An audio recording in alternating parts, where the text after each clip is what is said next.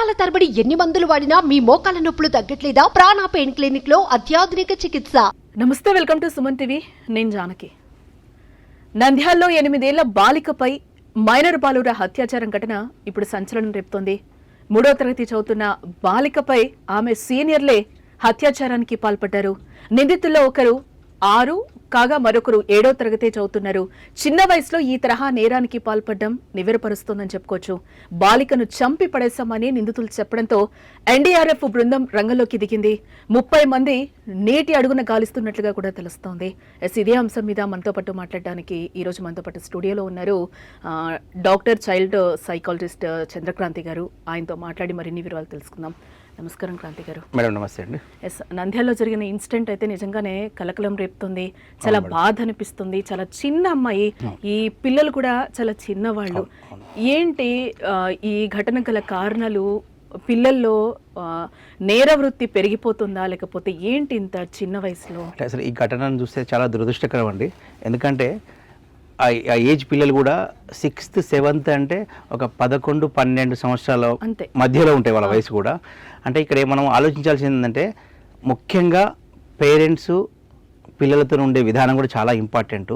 ఇక్కడ జరిగిన విషయంలో మనం ఆలోచిస్తే ఏంటంటే అంటే పిల్లలు ఈ యొక్క మొబైల్స్కి అడిక్ట్ అయిపోయి అంటే పేరెంట్స్ పిల్లలకు కరెక్ట్ టైం ఇవ్వకుండా మెయిన్గా ఏమైపోతుందంటే పిల్లల్ని ఎంగేజ్ చేసే క్రమంలో వాళ్ళకి ఏదో ఒకటి మొబైల్ ఇచ్చేస్తే వాళ్ళు ఎంగేజ్ అయిపోతారు.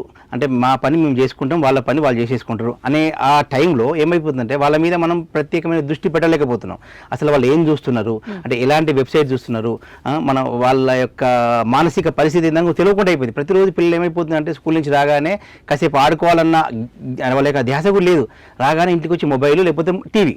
సో ఈ విధమైన ప్రవృత్తి ఏమైపోతుందంటే వాళ్ళు దానికి అడిక్ట్ అయిపోయి వాళ్ళు ఇప్పుడు వచ్చే సోషల్ మీడియా కూడా చాలా మటుకు ఏమైపోతుందంటే ఫేస్బుక్ కానీ మిగతా ఇన్స్టాలో కానీ అన్నీ వచ్చే వీడియోస్ కానీ ఎట్లయిపోయినాయి అంటే చాలా వరకు అడల్ట్ కంటెంట్ ఎక్కువ వస్తుంది. సో దానికి కూడా పిల్లలు అడిక్ట్ అయిపోయి రీసెంట్లీ నా దగ్గరకు ఒక కేసు వచ్చిందండి. ఆ అబ్బాయి 7th క్లాస్ చదువుతున్నాడు. ఆ పేరెంట్ నా దగ్గరకు వచ్చి సరికి ఇట్లా సంగతి ఇట్లా మా బాబు అసలు ఏం జరిగిందంటే ఆ బాబు అంతకంటే 15 days వరకు కూడా డైలీ వాళ్ళ మమ్మీ ఫోన్ ఒక ½ an hour చూసేవాదంట వాళ్ళ పేరెంట్స్ ముందే. ఓకే. తర్వాత ఏమైపోయింది, ఆ పిల్లవాడు చూస్తుంటే నాకు తెలిసి ఆ ఫేస్బుక్ ఇన్స్టాలో అడల్ట్ కంటెంట్ వచ్చినట్టుంది. ఆ బాబు ఏంది ప్రతిరోజు వాళ్ళ అమ్మ మొబైల్ తీసుకోవడం, బెడ్రూమ్లోకి వెళ్ళి డోర్ క్లోజ్ చేసేసి ఆ అబ్బాయి చూస్తున్నట్ట. సో వీళ్ళకి ఒకసారి డౌట్ వచ్చి ఆ పేరెంట్స్ వాళ్ళ ఫాదర్ ఆ మొబైల్ ఆ బాబు చూసిన తర్వాత తీసుకొని చెక్ చేస్తే ఆ అబ్బాయి చూసేది 7th క్లాస్ చదివే అబ్బాయి చూసేది ఏంటంటే పోర్న్ వీడియోస్. అంటే అసలు ఎక్కడికి పోతుంది, అసలు ఆ పిల్లవాడికి ఎట్లా అలవాటైంది అంటే ఇప్పుడు కొట్టినంత మాత్రాన పిల్లవాళ్ళకి మారుతుంది కష్టం. సో వాళ్ళను ఏ విధంగా చేయాలి? ఇప్పుడు ఆయనకు ఎంతసేపు ఏం చేసినట్టు అసలు ఇంట్లోనే మొబైల్ లేకుండా చేసేసుకున్నారు ఇప్పుడు ఆయన. అంటే వాళ్ళు కూడా వాడేది కూడా చాలా తక్కువ వాడి అసలు ఆ పిల్లవాడిని ఇప్పుడు మనం తీసుకుపోయి హాస్టల్ వేస్తా అని చెప్పిండు. నిజంగా ఇప్పుడు ఏమైపోతుందంటే బయట ఉన్న పరిస్థితుల్లో ఇప్పుడు ఇళ్ళలో ఏమైపోతుందంటే వైఫ్ అండ్ హస్బెండ్ వర్కింగ్ ఉన్నారు. సో వాళ్ళు ఆ పిల్లలతో గడపలేక అంటే మళ్ళీ మనం అతి గారాభం కూడా చాలా ఎక్కువైపోయింది పేరెంట్స్ యొక్క. ఆ అతి గారాభం వల్ల కూడా పిల్లలు ఈజీగా ఖరాబ్ అయిపోతారు. నాకు మొబైల్ ఇవ్వకుండా అది చేయ, నేను మొబైల్ ఇస్తే నేను అన్నం తింటా, నేను మొబైల్ ఇస్తే నేను చదువుకుంటా, లేకపోతే నేను చేయను అనేసరికి పేరెంట్స్ కూడా సరే ఏదో ఒకటి మేనేజ్ చేసి పిల్లలను చదివిద్దామనే ఆలోచనలతో ఏమైపోతుందంటే ఈ మొబైల్స్ వాడడం వల్ల మొబైల్స్ వచ్చే అడల్ట్ కంటెంట్ పిల్లలు చూసి చాలా వరకు చెడిపోతుంటారు. ముఖ్యంగా పేరెంట్స్ ఏంటంటే ఇలాంటి విషయాల్లో పేరెంట్స్ వాళ్ళ యొక్క పిల్లలు ఏం చేస్తున్నారు, వాళ్ళు ఏం రాస్తున్నారు, వాళ్ళు ఇప్పుడు సపోజ్ వాళ్ళు టీవీ చూసినా కూడా మనం అక్కడ కూర్చొని అసలు వాళ్ళు ఏం చేస్తున్నారు, వాళ్ళ యొక్క మానసిక పరిస్థితి. చాలామంది పిల్లలు కూడా పొద్దున్న టిఫిన్ మిస్ చేస్తారని చెప్తారు. అంటే పిల్లలంతా ఏమైపోతుందంటే వీటికి అడిక్ట్ అయిపోయి తొందర చూడాలి, తొందర వాటికి అడిక్ట్ అయిపోయి వీళ్ళు కనీసం వీళ్ళ యొక్క ఆరోగ్యం మీద కూడా మనం శ్రద్ధ పెట్టలేకుండా తయారవుతుంది పిల్లలు. అసలు వాళ్ళకి ఫిజికల్ గేమ్స్ అంటూ లేకపోయింది. స్కూల్ నుంచి రాగానే మొబైల్ పట్టుకోవాలి, స్కూల్ నుంచి రాగానే టీవీ చూసుకోవాలి. సో ఇలాంటి ప్రవర్తనతో ఏమైందంటే ఇలాంటి విపరీతమైన ఆలోచనలు వస్తున్నాయి పిల్లలకి. అసలు అది వింటనే మనకే చాలా దురదృష్టకరం అనిపిస్తుంది. అసలు ఎట్లా అనిపిస్తుంది అంటే 6th క్లాస్ 7th క్లాస్ ముగ్గురు సార్, యాక్చువల్గా ముగ్గురు. అవును. అసలు ఏంటి ప్రవృత్తి ఎందుకు పెరుగుతుంది? నేర స్వభావం పిల్లలకి అంటే ఎక్కువ ప్యాంపరింగ్, లేకపోతే టెక్నాలజీ కూడా మనం చాలా వరకు పెరిగిందని చెప్పుకుంటున్నాం. ఈ టెక్నాలజీ అన్నిటికీ కారణం ఇప్పుడు చాలా మంది కూడా స్కూల్స్లో కూడా ఏమైపోతుంది ప్రతిదీ హోంవర్క్ ఇట్లంతా మొబైల్స్లో ఇస్తున్నారు. చాలా మంది మనం కూడా చాలా అంటే మనం అనుకరించిన మనకు బాగా పేరెంట్స్ కూడా అలవాటు. మన కొలీగ్స్ లేకపోతే వాళ్ళ ఇంట్లో వాళ్ళ పిల్లలకి ట్యాబ్ ఇస్తే మనం కూడా ఇట్లా ట్యాబ్ కొనియాలి. పిల్లలు కూడా ఇట్లా అయిపోయిందంటే పెద్ద స్కూల్స్లలో ట్యాబ్లు వాడుతున్నారు, ఆ ట్యాబ్లలోనే వీళ్ళకి మొత్తం హోంవర్క్ అంతా ట్యాబ్లలోనే వస్తుంది. దానికి అడిక్ట్ అయిపోయి కూడా ఏమైపోతుంది, ఎంతసేపు ఒక 1 అవర్లో చేసుకుంటూ వస్తుంది, మిగతా టైం అంతా అంటే కోవిడ్లో మనకి ఏమైపోయిందంటే ఈ ఆన్లైన్ క్లాసుల వల్ల మనం మొబైల్స్ మన పిల్లలకి ఇవ్వడం, ఎప్పుడైతే మనం వద్దు అనుకున్న మొబైల్సే మనమే ఇచ్చి వాళ్ళను ఖరాబ్ చేసిన పరిస్థితి ఏర్పడ్డది. ఎందుకంటే అప్పుడున్న పరిస్థితుల్లో మనం చేయాల్సిన పరిస్థితి ఏర్పడ్డది. సో ఇప్పుడున్న దాంట్లో ఏమైపోయిందంటే అంటే పిల్లలకి మనం ఎంగేజ్ చేయాలి. అసలు మార్నింగ్ లేచిన కాడి నుంచి అట్లీస్ట్ వాళ్ళకి ఏదో ఒక పని, అట్లీస్ట్ పిల్లలకి అంటే మనం ఇప్పుడు వెనకట ఈ టైంలో అంటే వర్షాకాలంలో మనకు వన మహోత్సవం అని, ఇప్పుడు సిబిఎస్ఈ స్కూల్స్ జూలైలో వన మహోత్సవం జరుగుతూ ఉంటుంది.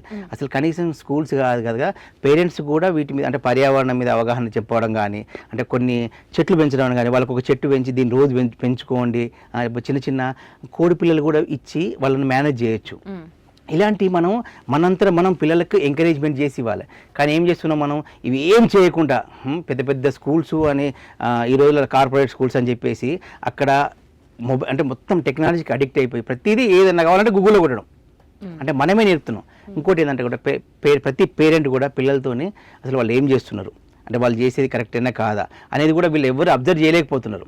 అంటే వాళ్ళని ఎంగేజ్ చేయాలంటే వాళ్ళకి మొబైల్ ఇవ్వాలి. ఈ మొబైల్ ఇవ్వడం అనేది కూడా ఎంతవరకు వచ్చిందంటే అంటే సార్ ఒక్కటి మొబైల్ ఇవ్వడం ఎంతవరకు వచ్చింది అని అంటే మనం కోవిడ్ టైంలో చూసాము, ఆన్లైన్ క్లాసెస్ అని చెప్పారు, అప్పటి నుంచి మనం మొబైల్స్ ఇవ్వడం స్టార్ట్ చేసాం పిల్లలకి. ఇప్పుడు మీకు కూడా తెలుసు కార్పొరేట్ స్కూల్ మీకు కూడా ఉంది కాబట్టి క్రాంతి గారు, ఎస్ అంటే ఈ ఏజ్ నుంచే ఫోన్స్ స్కూల్కి ఎలా ఉంటుందా, మరి ఎక్కడ పిల్లలకి ఈ నేర ప్రవృత్తి పెరిగిపోతుంది అని అంటారు. అంటే 6-7 తరగతులు చదివే పిల్లలు 8 ఏళ్ల బాలికపై అత్యాచారం చేశారు అని అంటే అత్యాచారం చేసి హత్య చేయడము, ఆ పాప బాడీ కూడా కనిపించకుండా చేయడం జరిగింది. ఎస్ అంటే దీని అంతటికి ఏంటి కారణము, పిల్లల్ని ఎట్లా ప్రొటెక్ట్ చేయాలి, అసలు ఏ విధంగా ప్రొటెక్ట్ చేయాలి?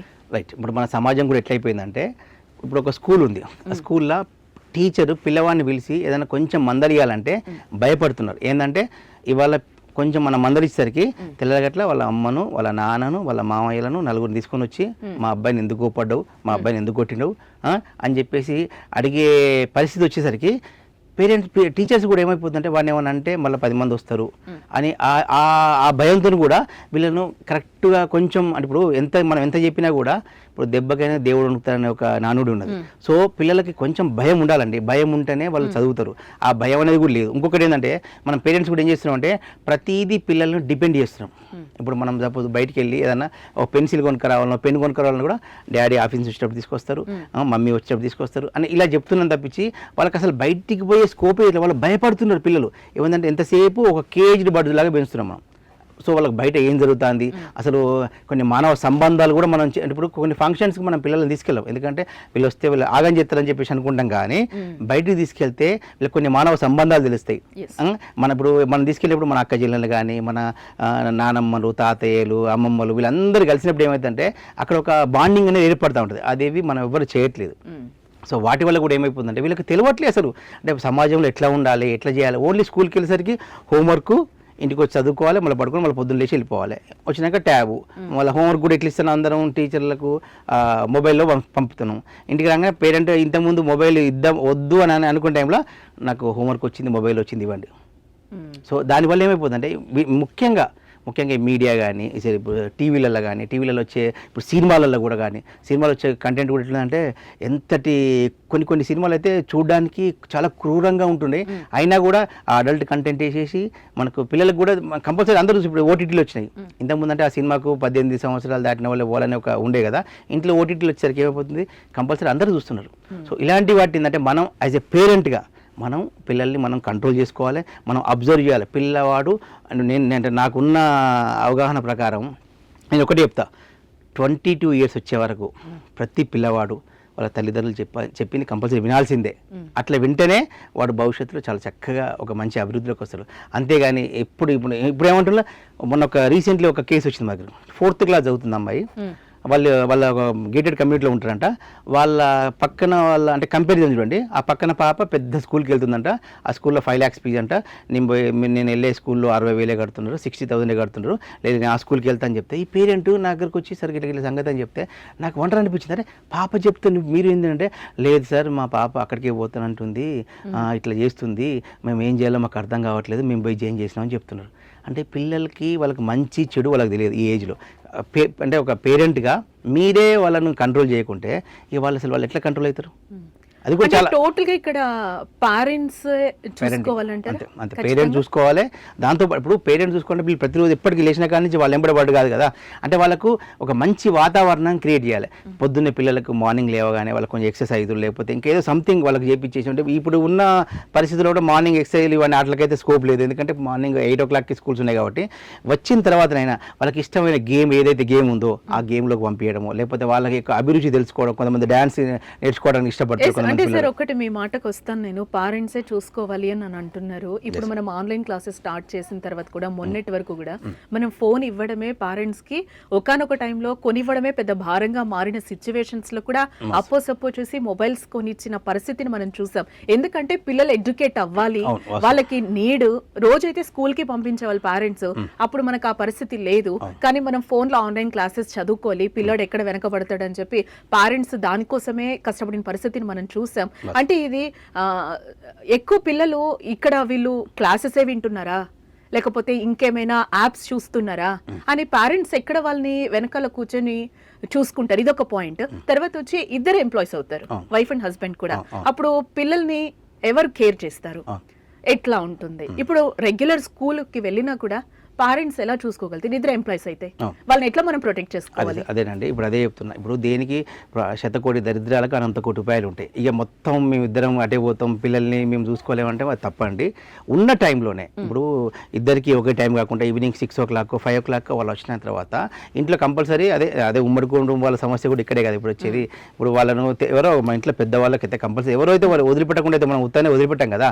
సో దాంట్లో నేను చెప్తున్నా అంటే వచ్చిన సమయంని ఈవినింగ్ వచ్చే సమయం పిల్లవాళ్ళకి అసలు ఫిజికల్ ఫిట్నెస్ అనేది లేదండి. చాలామంది చిన్నదానికే వాళ్ళకు దగ్గులు జలుబులు అసలు ఇమ్యూనిటీ కూడా లేకుండా తయారయ్యేది. చాలామంది పిల్లలు మనం తీసుకునే ఫుడ్ కూడా ఇప్పుడు ఏమైపోయింది, చాలామంది పిల్లలు కూడా ఫుడ్ అడిక్ట్ అయిపోయింటే బయట నుంచి ఫుడ్ తినడము, ఏంటి మన పిజ్జాలు తెప్పించుకోవడము, బయట ఫుడ్కి అలవాటు అవ్వడము, ఈ పానీపూరి మొన్న కూడా మనం చాలా చూస్తూనే ఉన్నాం. తర్వాత అంటే ఈ బయట ఫుడ్ తినడం వల్ల కూడా వాళ్ళకు హెల్త్ కూడా కరెక్ట్ ఉండలేక వాళ్ళకు చాలా ఆరోగ్య సమస్యలతో పాటు వాళ్ళు ఏమైపోతుందంటే వాళ్ళొక సైకోగా మారే ఎన్విరాన్మెంట్ మనమే క్రియేట్ చేస్తున్నాం.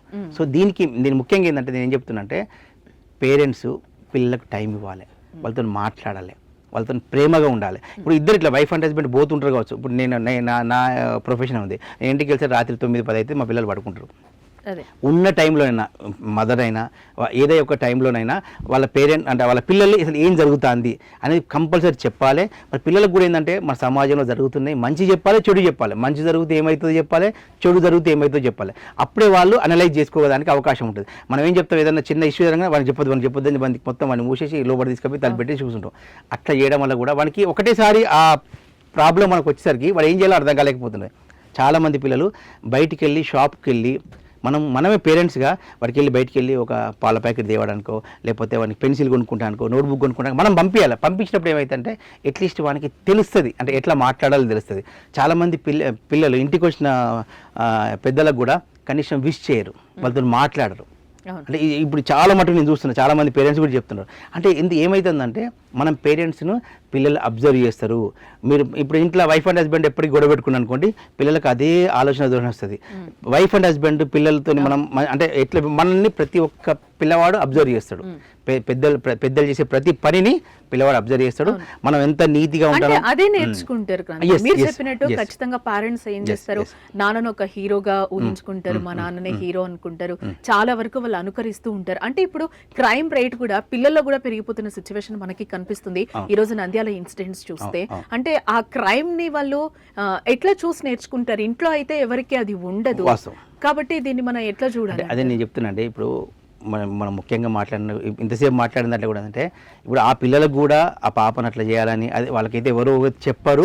అంటే నేనేమంటున్నా అంటే ఈ సిచ్యువేషన్స్ వాళ్ళు చూసిన క్రమంలో అంటే మొబైల్లో చూసిన క్రమాలు కానీ, ఇంకా సినిమాలో చూసిన ఓటీటీలో చూసిన దాంట్లో కానీ, లేకపోతే ఉన్న దాంట్లో జరిగిన అంటే వాళ్ళ చుట్టుపక్కల జరిగిన వాతావరణం కానివ్వండి. ఇంట్లో కూడా అంటే కొంతమంది పేరెంట్స్ ఉంటారు, వాళ్ళు ఏం చేస్తారు ఊర్లలో వెళ్ళినప్పుడు చాలామంది పేరెంట్స్ కాయ కష్టం చేసి వచ్చి వాళ్ళు డ్రింక్ చేసి వస్తారు.